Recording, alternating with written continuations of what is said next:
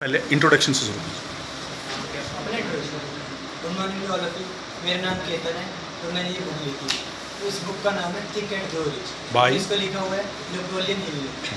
इस बुक के अंदर हमें पोएट अपने बारे में बता रहा है कि उन्होंने रिच बनने के पोएट नहीं बेटा, ऑथर होता है। पोएट पोएम का होता है।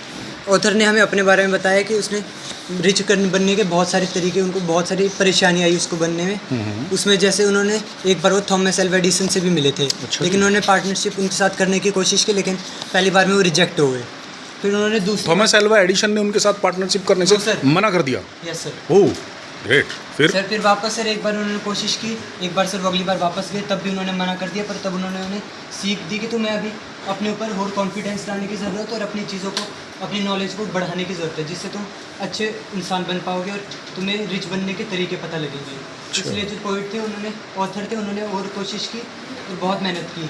लेकिन तब भी अगली बार वो तीसरी बार फिर गए एल्वा एडिसन के पास, तब भी उनको उन्होंने मना कर दिया कि तुम्हें अभी भी और कोशिश करने की ज़रूरत है। पर तीसरी बार उन्होंने ये समझ आया कि अभी तक वो रिच इसलिए नहीं बन पाए क्योंकि वो बहुत सारी गलतियाँ कर रहे हैं अपनी लाइफ में। उन्हें सुधारने की ज़रूरत है और अपनी कुछ आदतों को सुधारने की ज़रूरत है, जिससे वो रिच आदमी बन सकते हैं। और इस बुक में यही बताया। तो अब चलो, वेरी गुड, वेरी ग्रेट यार, गिव हिम गुड हैंड। अब हमें ये तो पता चल गया, लेकिन नट सेल में हमें कोई ट्रिक नहीं मिली। जिस प्रकार मैंने ट्राइंगल का area half into base into height होता है, इस फार्मूले को कभी रटने की जरूरत है ही नहीं। क्यों? जिस दिन मुझे ये पता चल जाएगा कि ये पैरेललोग्राम या उसका हाफ होता है और वो एल इंटू बी होता ही है, एल इंटू बी भी रटने की जरूरत है क्या? लेंथ इंटू ब्रेड्थ भी रटने की जरूरत है? तो अगर उसका आधा होगा तो भाई फार्मूला रटने की क्या जरूरत है? मैं एल इंटू बी का हाफ कर दूंगा ट्राइंगल, ठीक है। ऐसे ही मैंने पूछा सर्कल का एरिया पाई आर स्क्वायर, और फिर पूछा कि एक ऑक्टागन हो तो उसका एरिया कितना होगा। तो क्या पाई आर स्क्वायर का रिलेशन उस चीज के साथ बैठ रहा है कहीं? फिर हमने ए प्लस बी का होल स्क्वायर, ए प्लस बी का होल क्यूब, ए प्लस बी की होल पावर 5 का भी पैटर्न समझने की कोशिश की, जिसमें हम पार्शियली सक्सेसफुल हुए। अभी हमने पूरा सीखा नहीं है वो।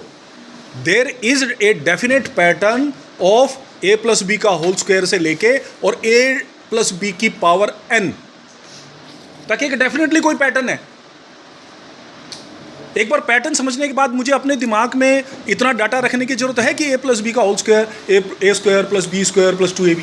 नो, ट्रिक आ गई मुझे। ट्रिक आने के बाद तो अब मुझे ये बताओ कि क्या इस पुस्तक में नेपोलियन हिल को कोई ट्रिक पता चली? ये वो अपने ऊपर सुधार करता रहा, अपने ऊपर सुधार करता रहा। क्या सुधार किया भाई जो मैं अपने को? सर उन्होंने सेल्फ कॉन्फिडेंस बिल्ड किया। और सर उन्होंने ये क्या किया था सर, उन्होंने सेल्फ कॉन्फिडेंस तो बिल्ड किया अपने ऊपर कि जो भी वो गलतियाँ करते थे उन्होंने सुधारने की कोशिश की। It is just something like honesty is the good policy. भाई ईमानदार होना चाहिए, झूठ नहीं बोलना चाहिए, सत्य ही परमो सत्य, मतलब बहुत सारे थॉट कोटेशन जितने भी लिखे हैं ये सब ठीक है। लेकिन जहाँ लाइफ फंसती है वहाँ क्या करना है? वो ट्रिक क्या है बाहर आने की?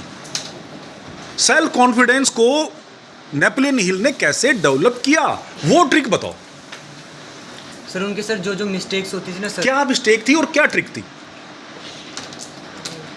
हमें वहां तक पहुंचना है माइक्रो लेवल। ये मैक्रो लेवल पे वो बहुत अच्छा आदमी था। कैसे अच्छा था भाई? एक अच्छा ही तो बताओ उसकी। एक बहुत अच्छा व्यक्ति था, कोई बेंचमार्किंग बताई वो क्यों अच्छा था? हाँ जी, वो ना देखने में बड़ा स्मार्ट रहता था, बढ़िया जैकेट जुकेट पा के आता था, तो अच्छा हो गया? नो। आपने अच्छी रीडिंग की है, लेकिन कोई भी पुस्तक पढ़ने के बाद जब तक वो ट्रिक नहीं सीख लोगे कि ये काम कैसे, पहले है पुस्तक पढ़ना, फिर उस पुस्तक की ट्रिक को सीखना, तीसरा लेवल है सीखी हुई ट्रिक को ऑप्टिमाइज करना। यानी कि मैंने कोई ट्रिक सीखी, फॉर एग्जांपल मैं अभी मैथ्स की बात कर रहा था, मैंने अपने टाइम में फार्मूले रटे जब मैं स्टूडेंट था, फिर मैंने अपनी लाइफ में उन फार्मूलों में प्रयास करते करते पढ़ाते पढ़ाते मैंने एक ट्रिक सीखी, वो मैंने दूसरे बच्चों को सिखाई। अब उन बच्चों का क्या कर्तव्य बनता है कि वो उसको भी एलिवेट करें। और यही इनोवेशन और क्रिएटिविटी है। जिसके अंदर ये है वो स्टूडेंट है। जिसके अंदर ये नहीं है कि जो सीख लिया उसको सिंप्लीफाई करके बेहतर नहीं कर पाया, वो स्टूडेंट नहीं है, वो कंज्यूमर है। कंज्यूमर और स्टूडेंट में फ़र्क पता चल गया? कंज्यूमर और स्टूडेंट में क्या फ़र्क है? कंज्यूमर और स्टूडेंट में क्या फ़र्क है? सर किसी भी चीज़ को सीख के हम तो कंज्यूम करते हैं और तो स्टूडेंट करता है किसी चीज़ को सीख के एम्पलीफाई करना। हाँ, उसका वेरी apply गुड, करना। Very good, very good. This is the understanding. ये लेवल होना चाहिए कि अगर